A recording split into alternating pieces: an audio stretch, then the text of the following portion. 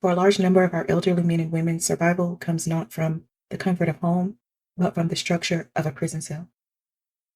Welcome back to the Global Village. I am your host, Alexis Essiman.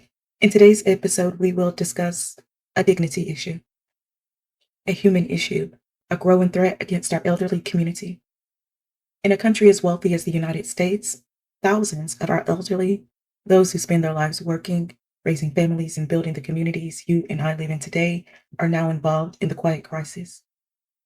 Millions of adults that are 65 years and older live just one emergency away from the edge. Surviving on less than $30,000 a year, nearly half live on Social Security alone. Most have no retirement, have no savings, and most have no family they can reasonably rely on. While those in Capital City continue to debate policy, more than 40,000 seniors sleep on sidewalks, in shelters, and sometimes these same seniors choose prison over a cold night in a car that doesn't run or under a warm blanket in August at a city park. These are not just statistics. These are our grandparents, these are our neighbors, and possibly, just possibly, our future selves. We are not discussing a housing issue. This is a justice issue. As we unravel the thread that threatens to suffocate our elders, you will find that this is not just a dignity issue, this is a human issue.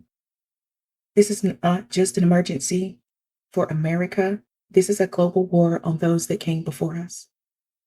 In both the United Kingdom and Japan, the prisons have transformed their typical jail cell into geriatric wards, as their population moves into the twilight of their lives behind cold metal doors. The number of inmates aged 60 and over has more than tripled since the early 2000s, rising to over 5,000 in 2020. Most of these cases concerning our elderly in prison originates from the basic human need to simply secure shelter, meals, and some semblance of care and refuge from a perverse world that has forgotten them. Is there a possible solution to such a serious monopolization of manipulation, where the system profits from aging pain and punishment has become a substitute for care? How do we dismantle a machine that cages the lonely instead of lifting them up? The mechanics of a situation that can systematically count the gray hair on the head of Grandpa while assessing the risk of his age instead of the wisdom in his knowledge is inhumane, and it should be considered illegal, if not morally disgusting. How do we destroy an original policy, the outdated original policy, so that Grandma's knowledge is not tossed away as senility before Alzheimer's has suggested the actual loss? Will there be an escape from a world system that will only guarantee our elders 3 meals a day if we imprison them? Public policy has become a revolving door, where our Social Security safety net has chaotically intertwined itself so that it seems more like a bureaucratic trapdoor than the comfort from harm it was designed to be. So what can we do? So what is the solution for those members of our society that have aged faster than the unraveling of the net that was originally designed to catch and protect them? What do we do with those who need us right now? There is no simple solution. Unfortunately, for some, the solution may turn out to be more confusing and complicated than the problem itself. However, complexity does not mean hopelessness. Across the world, there are micro solutions to this gigantic problem. The solutions are in the form of small communities, tiny villages, co-housing circles, and collective care. In these places, the answer to intentional systematic failure is shared love, shared respect, and shared responsibility. In these co-housing communities, elders live through interdependence rather than institutionalization. Care is not measured by billing codes, but by presence, patience, and proximity. Some operate on a low-cost budget, while others ask for nothing other than participation in the daily chores and activities. Through our research, we found several almost utopian-like communities that seem to operate on love and genuine respect for elders. Please note, these communities are not rated by the Global Village in any particular order or based on any actual fact. The communities we have chosen are simply based on the luminous alternative to isolation, institutionalization, and profit-driven poverty. In the United States, the state of Virginia has a community by the name of Virginia's Elder Spirit. This community blends spiritual growth with shared living. In Pennsylvania, there is a co-housing community by the name of Thistledown Co-Living. It brings low-income seniors together with a sliding scale rent-based arrangement. In California, there's an organization by the name of Billingham Co-housing, now celebrating 25 years of intergenerational collaborative community for more than 33 households. Congratulations, Billingham. Billingham Co-housing states on their website that the heart of our shared community is our common house. Billingham Co-housing states the heart of our shared space is our common house located in the center of our community. Our common house has a large kitchen, dining area, gathering room, and 2 living rooms, 2 guest rooms, a playroom, shared laundry room. They also tell us that they have other shared spaces. These other shared spaces are well-equipped workshop, vegetable garden, a play field, a large room for exercising and other activities. And there's actually a wetland area on the property right next to the orchard. This design allows for both privacy within the individual condos and shared spaces for social interaction. The ongoing goal for Billingham Co-housing is creating a real community while living more lightly on the earth.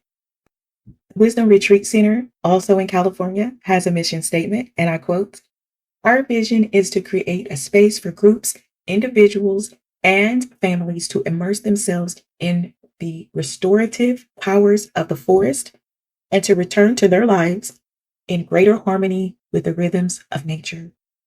That sounds so beautiful. The Wisdom Retreat Center states, "We are building a place to live. We are building a place to heal. We are building a place to learn. We are a 200-acre developing earth sanctuary and retreat center in the mountains of Northern California. We have had many people live with us for varying periods of time, helping to build structures and maintain the land. We are always open to visitors and potential new community members who resonate with our vision." The next community we will discuss is the Veterans Village Kins Community. That is a mouthful. The Veterans Village Kins Community concept differs just a little from some of the other communities and some of the other models that we will examine today, because it consists of multiple independent family domains. Domains of approximately 2.5 acres of self-sufficient land that is owned by families or individuals. Each area is surrounded by a living fence, which serves as an aesthetic boundary marker rather than an actual barrier. I love that. According to their website, this community is inspired by a series of books called Ringing Cedars of Russia. Next. In Missouri, there's a community going by the name of Alternative Everything. Alternative Everything is an intentional community. According to Alternative Everything, intentional community refers to a group that creates a self-sufficient, cooperative society outside of the mainstream culture that focuses on shared resources, healthy food, alternative economies, and meaningful social connections instead of the conventional structures that our society is based on today. The communities aim to build different, better, livelier experience, with cooperative living and demonstrating alternative values for social change. Key characteristics of Alternative Everything are cooperative culture, sustainability, alternative structures, meaningful connections, so important, and shared purpose. In South Dakota, there are some communities that are still forming. Well, all over the world, there are some communities that are still forming, but we found one in South Dakota we really like. The name of this community is called Co-Living Rapid City. Co-Living Rapid City states they are located in the beautiful Black Hills of South Dakota, currently in Rapid City. Co-Living Rapid City's website states, "We know in today's economy that a 2-person income can no longer survive, let alone thrive. We want to join with others to help share the resources and responsibilities of basic living needs and support each other in daily life activities. We are currently looking for housing options and other members to join us in this journey. This is the beginning of our dream to eventually become more of a community with land and housing." That is wonderful. In North Carolina, Pacifica Co-housing is a neighborhood of 47 households established in the year 2001 with a focus on community, diversity, sustainability, and affordability. Pacifica Co-housing states, a co-housing community where residents live in their own homes but share common areas and responsibility. That's our concept. The community welcomes visitors interested in Pacifica co-housing or co-housing in general. The only thing they ask is that you make an appointment and prepare to visit. Elderberry Co-housing Village is in North Carolina. The co-housing village provides comfortable and affordable homes for adults where one can make independent life choices, pursue activities of interest, follow spiritual paths, enjoy the benefits of rural lifestyle, form close and caring relationships, contribute to others, and enjoy life as we age and help others. That's on their website. Elderberry is situated on a 10-acre scenic rural land. It's approximately 30 minutes from Durham, North Carolina. It provides a unique model for adults living simply. Elderberry is a cozy community of 18 individually owned, energy efficient, universally designed homes, mostly duplexes and quadruplexes, I'm told, where members may interact, work on projects, eat together, play together, pursue unique interests and spiritual paths. There is a large common house for cooking, for group meals, exercising, music, dance, crafts, special events, guests, and other activities. It really sounds like a good place.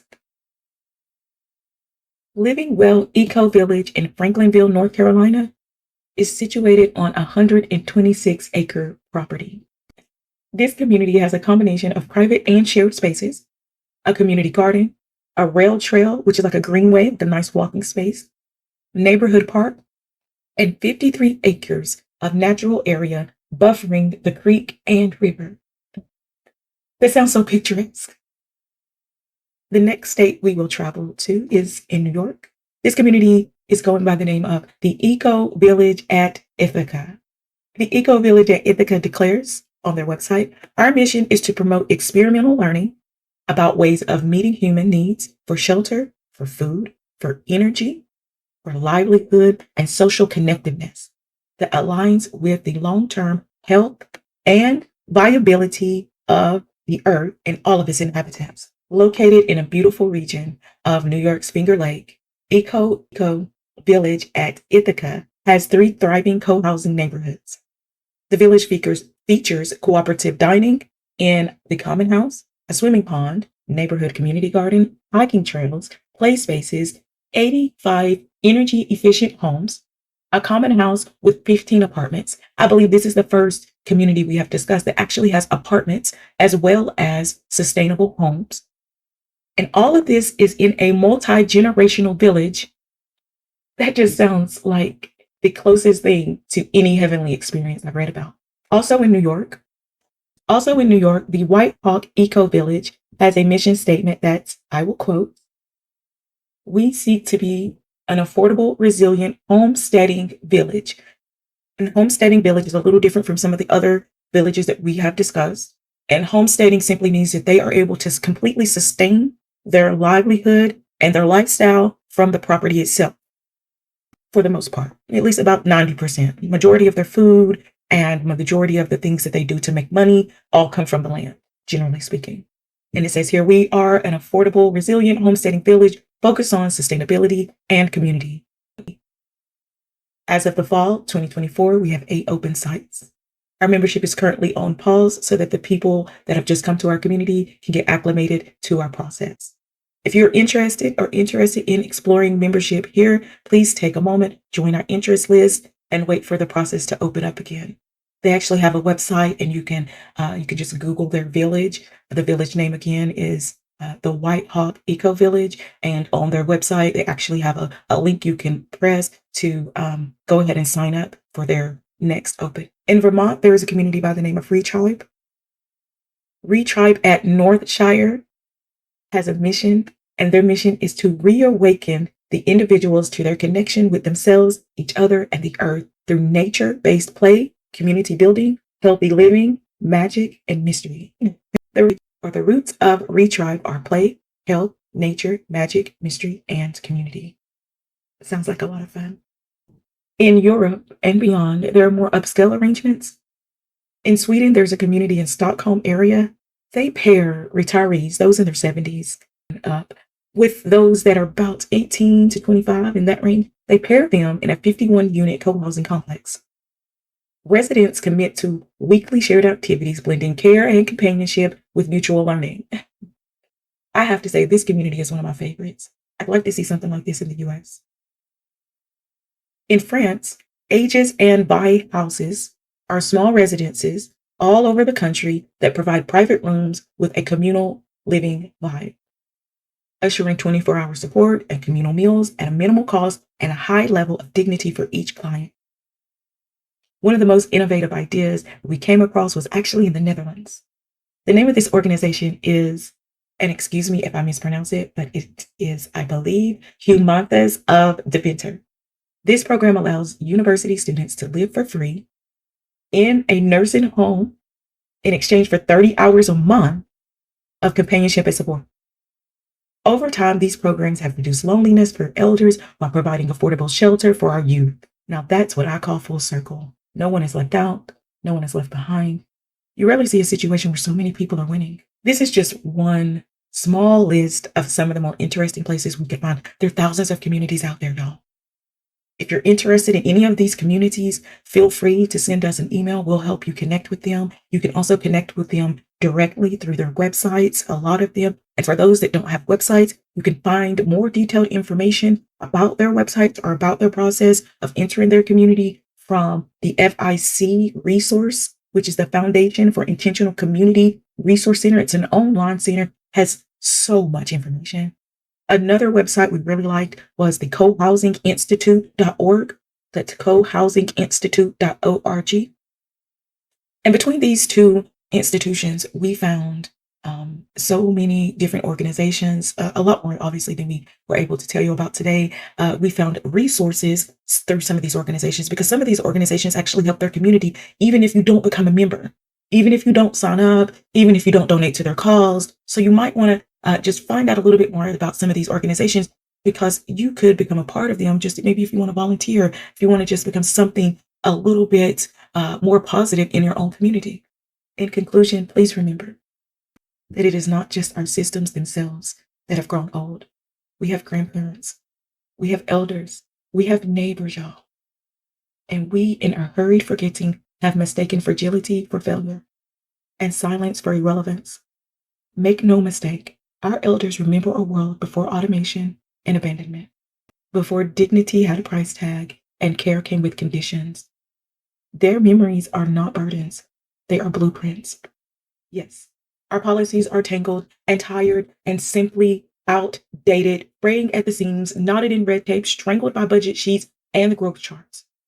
Our reforms were written with little respect for our elders and absolutely no concern for their quality of life. It seems those in charge created a situation that screams efficiency while our grandparents are crying for empathy. Our governments were designed to manage things, not to honor people. So don't be afraid and don't be ashamed to reach out and change the world around you. Opportunities for new life, new ways of living, and astronomical growth are everywhere. Waiting for those bold enough to step forward and grab them. So let us rise up. Let us speak out. Let us avoid the silence. Loudly, gently, together. This episode was written and directed by me, Alexis Esimu. I am your host, and we are the Global Village.